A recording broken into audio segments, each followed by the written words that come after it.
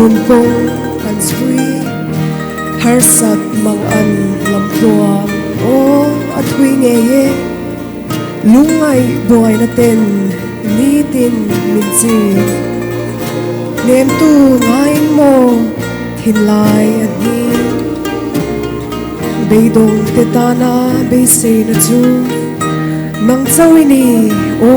kalal isu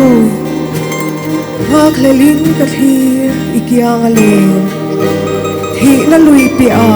angel tenen riming kan la leng za hallelujah amen amen